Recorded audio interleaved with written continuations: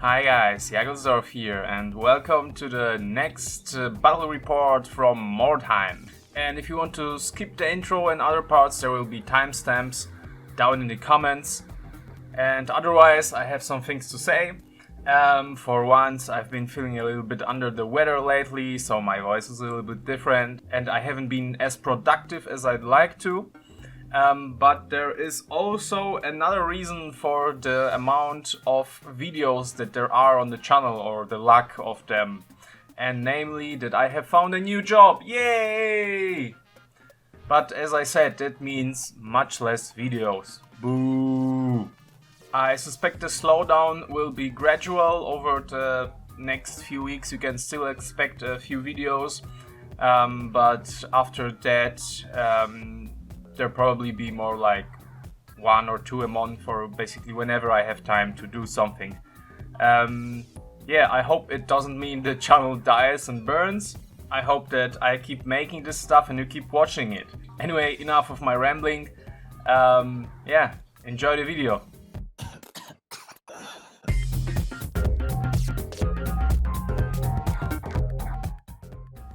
As the first game was just a warm-up, the teams are going to be the same, but let's quickly reintroduce them in case you missed game 0.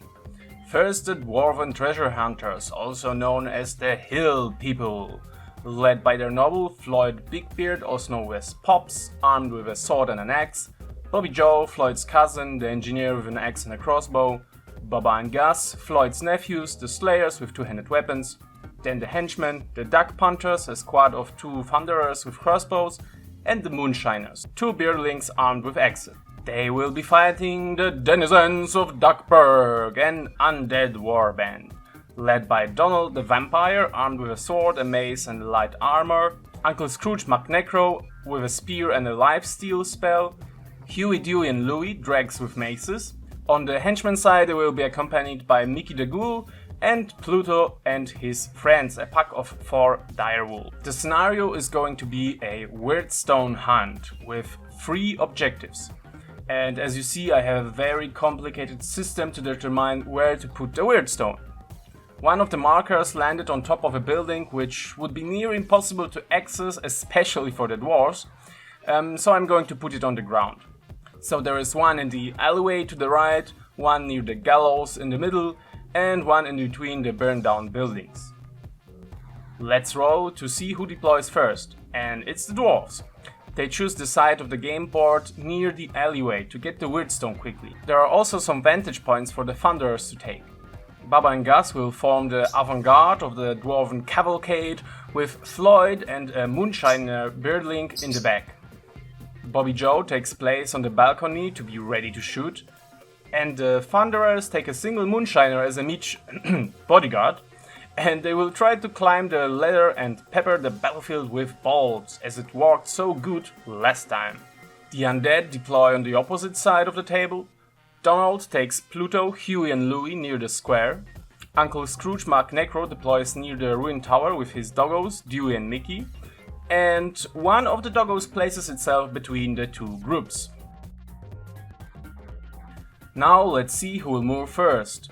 It's the denizens of Duckburg. And let's check for a random happening right away. It procs. 46 is the Plague of Flies. Basically it gives a -1 hit to everyone for 2 turns. I doubt it will be relevant in these few first turns. So let's start. The orange die is counting the turns of the game, and the blue die is counting the turns of the Plague of Flies. Movement phase for the Undead. The Vampire will run his whole 12 inches, grab the Weirdstone and hide behind the buildings. Pluto follows him closely behind, and the dregs hide behind the barrels. The lone doggo runs ahead, hiding behind the ruin. Uncle Scrooge and his entourage run ahead, hiding behind some hedges. No shooting, no magic and no close combat. It's time for the Hill People. First, the random happening, nothing happens. The engineer moves to the edge of the balcony to have a better view of the battlefield. The melee strike force moves down the alleyway to get hold of the Weirdstone. and our sniper team slowly waddles forward in the direction of the sacred ladder of winning. Thus the first turn ends. You might also notice that I used much less terrain this time. I feel it will make the filming much easier going forward. Now turn 2 for the Undead and the second turn of the Plague of Flies. First the random encounter roll, nothing happens. Donald moves first, he's going to move straight ahead at the lone engineer. Even if he gets shot, his 2 wounds will likely protect them. Boy oh boy, Bobby Joe seems to be in a bit of trouble. Especially as the rest of the Undead follow closely behind their leader. In the meantime, Dewey captures Weirdstone near the gallows. The dogs rush ahead, whereas Uncle Scrooge and Mickey protect Dewey and his loot. Turn 2 for the Dwarves with no random happenings. The Dwarves find themselves in a very difficult situation. The noble with 1 beardling decide to split the party and move towards the vampire to protect the engineer, whereas the slayers keep on moving forward to protect the duck punters, and the duck punters themselves move up the ladder. Now the shooting phase. Bobby Joe will shoot at the vampire, hitting on 5s because of the Plague of Flies penalty. The hit lands, but a 2 means no wounds. Shame. The flies fly away as we start round 3 with no random happenings. Before we move, first let's declare the charges. Of course, the vampire is going to charge the engineer, and with an initiative of 5, he needs a 5 or less to climb the terrace, which he of course manages to do. That's what we call Vampcure.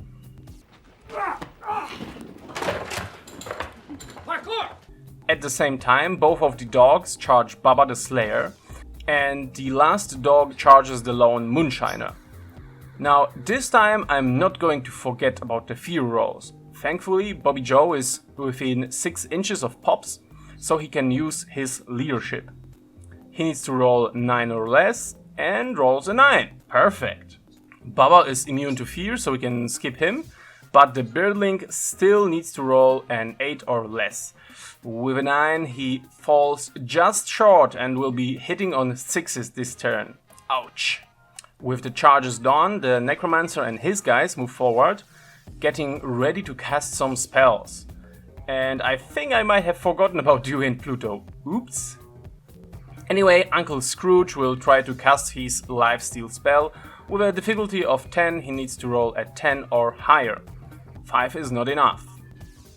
With the movement and shooting done, let's get to the close combat phase. Donald versus Bobby Joe. The vampire strikes first with his 3 attacks, 2 with the sword and 1 with the mace. He scores 2 hits and crits with 1 of them. Nice. 2 wounds that can be saved, but our engineer doesn't have any armor. 5 and a 4. 5 would normally mean out of action, but dwarves only get killed on 6s, so he's stunned for 2 turns. Next fight. Doggo against a Birdling. Doggos have 2 attacks when they charge, but both don't land. The dwarf is going to retaliate with his mace and dagger, but he also fails to connect. Next up, Doggos against Baba the Slayer. 4 attacks hitting on 4s, 3 hits connect, and 2 manage to wound, but they only manage to stun him for 2 turns. Turn 3 for the dwarves. Let's start with the recovery phase. The engineer and the slayer change from being stunned to being knocked down. Next, the charges. The Beerling and the Noble are declaring a charge against the vampire, but first they have to overcome the fear and, more importantly, the steep climb that awaits them. Both manage to overcome the fear and both fail to climb. I imagine them trying to climb one on top of the other and still being too short. Next up, Gus, the other slayer, is going to try and save his brother by charging one of the dogs, which ends the moving and charge phase. Let's shoot some balls. The duck punters are going to try and shoot Dewey the Drag. 4 to hit, but no luck. The close combat continues and Donald is going to finish off the engineer. He is knocked down, so the vampire is going to auto-hit, but he still has the wound, which isn't that hard with 3 attacks. Bobby Joe is out of action. The Moonshiner and the Doggo are next in the queue to kill each other. Both have the same initiative, so we will roll off to see who will attack first. Doggo starts and misses, the Breedling strikes back and misses as well. For the next combat, somehow I didn't hit record, but the Doggo finished the downed Slayer, and Gus managed to avenge his brother by critting and slaying the other dire wolf. Fourth turn for the Darkbergians starts with no random encounters, so let's do the charges. Doggo, Mickey the Ghoul, and Dewey the Drag pile onto the lone Slayer. The Necromancers stands to the side to support his allies with spells, and the Forgotten Pluto and Donald's nephews move forward, and Donald himself stands where he is, having a hunch that the game is not going to last much longer. No one shoots, but Uncle Scrooge is going to cast some spells at one of the Thunderers. He tries to cast his lifesteal and fails. He needed 10 dots on his die. So, after this short intermission, let's get back to smacking each other on heads. Moonshiner strikes first, no hits. Doggo strikes back with a hit, but no wounds. Now this cluster truck. Gus always attacks last with his big axe, so the Ghoul strikes first with 2 hits and 1 critical wound. He rolls a 6, putting the Slayer out of action. This marks the end of the Undead's turn. So the fourth turn starts for the hill people. But the Dwarves see that the situation isn't quite rosy, so they decide to run away. Which they can do as they have lost more than a quarter of their units. The denizens of Duckburg score a win, which was much needed after the last defeat. So to summarize quickly, the Undead have gathered 2 pieces of Weirdstone and have lost one of their dogs. On the other hand, the Dwarves have gathered no Weirdstone and have lost Bobby Joe the Engineer and both Slayers. At this point, the battle report part is ready, but Mordheim is a game with a permanent campaign, so now I am going to tally up the wounds and experience gained. If it doesn't interest you, you may skip to the end, but remember to like and subscribe. Anyway, first let's check up on the knocked out teammates. The Doggo is a henchman, so it survives on a roll of 4. Bobby Joe ends up with a chest wound, giving him a permanent -1 to toughness. Bubba recovers fully with no permanent injuries. And Gus has suffered a leg injury, which means he's going to miss out on the next battle. Next, the loot. The warbands will scour the city of Mordheim for Weirdstone and other valuables on their way back to their camps. Undead roll first. With a score of 15, they find 3 shards of Weirdstone, plus the 2 they have found on the battlefield. Selling all of that gives them 80 gold. Additionally, they have scored a double 2, which means that they have found an abandoned shop and 3 additional gold pieces inside. With the double 5, they find an overturned cart with a map of Mordheim inside. It can have various uses, but we will look into them once they are relevant. The Dwarves take out their mining helmets and go looking for treasure.